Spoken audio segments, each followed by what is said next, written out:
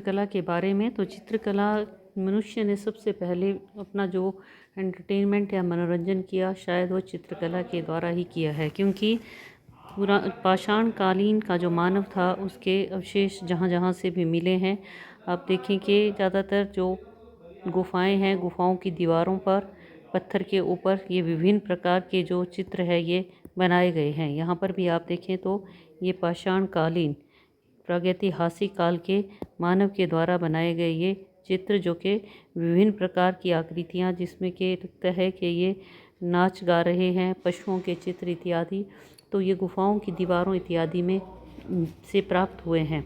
भीमबेटका उत्तर प्रदेश के मिर्ज़ापुर इत्यादि स्थानों से, हालांकि अधिकांश चित्र जो है ये धुंधले पड़ चुके हैं। इसके साथ साथ यदि हम बात करें सिंधु घाटी के समय की, तो उस दौरान भी मनुष्य जो था वो चित्रकला से भली भांति परिचित था। सिंधु समाज या सिंधु लोगों के जो विशेष तौर पर चित्र हैं, जिनमें के आप यहाँ पर देखें, ये जो पॉटरी है, पॉटरी यानी कि हमारे ये जो बर्तन है मिट्टी के या कांसे इत्यादि के, उसके ऊपर सुंदर चित्रकारी उन लोगों के द्वारा की गई। यहाँ देखें आप, बैल है, मछली है यहाँ पर भी, तो इस प्रकार की चित्रकारी उनके द्वारा की जाती थी। तो ये सिंधु कालीन चित्रकला या चित्रकारी है। इसके साथ साथ यदि गुप्त काल की हम बात करें, तो गुप्त राजाओं के समय में बहुत ही सुंदर चित्रकारी, जिसमें कि अजंता की गुफाओं के बारे में आपने सुना है। ये देखें, एक मैंने अपनी एक पेंटिंग डाली है अजंता की, केव नंबर 1 की। तो यहाँ पर भी क्या है कि पहले ये जो पेंटिंग इत्यादि है अजंता की गुफाओं में, पहाड़ी की दीवार को गोबर मिट्टी भूसे से लेप कर उसे समतल बनाया गया और उन पर सुंदर चित्र जो थे ये बनाया गया, जिसके ऊपर रंग भरा गया। बुद्ध की, बोधिसत्व, जातक कथाओं, गंधर्व, यक्ष, यक्षणियाँ, पशु पक्षियों, पुष्पलताओं इत्यादि से संबंधित जो हैं ये चित्र बनाए गए। एक चित्र ऐसा है जो कि गुफा नंबर 16 में मृत्युशैया पर पड़ी राजकुमारी का चित्र, जिसमें क्या है कि वो मृत्युशैया पर पड़ी है और उसके चारों तरफ उसकी सखियां खड़ी हैं, जिनके के आंखों में आंसू है। गुफा नंबर जो कि 17 है, उसको आर्ट गैलरी या चित्रालय कहा जाता है। इसमें बुद्ध के जीवन की कई घटनाओं का वर्णन है। उनका गृह त्याग, वो भिक्षा मांग रहे हैं यशोधरा से, अपनी पत्नी से, अपने बेटे राहुल को देख रहे हैं, तो उनके मुख पर एक विशेष प्रकार की शांति दिखाई गई है। इसके अतिरिक्त, अजंता के अतिरिक्त हमारे पास हैं बाघ की गुफाएं। तो बाघ की जो गुफाएं हैं, वहाँ से की भी चित्रकारी बहुत ही सुंदर, वहाँ की दीवारों पर, छतों पर राजकीय जुलूस, हाथियों की दौड़, शोक में व्याकुल स्त्रियों, नाच गाने इत्यादि के दृश्य को बड़ी सजीवता से प्रस्तुत किया गया है। फिर लेंगे हम उत्तर गुप्तकालीन चित्रकला, जिसमें हम करेंगे राजपूत काल की बात।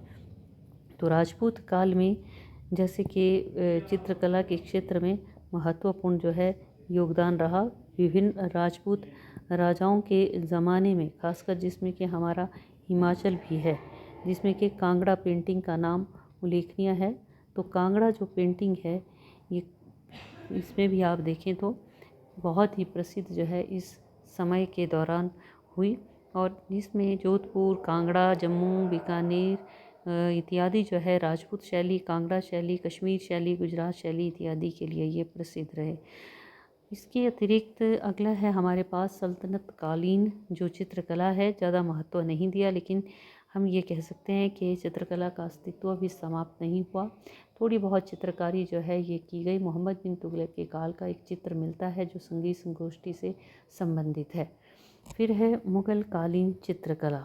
मुग़ल शासकों में जिसको सबसे अधिक जो है चित्रकला का शौक़ था, उसके बारे में आप देखें तो अकबर के समय में चित्रकला को बहुत ही महत्व दिया गया, और इसी के तहत कुछ जो मुग़ल शासक थे उनको चित्र बनाने का बहुत ही शौक़ था।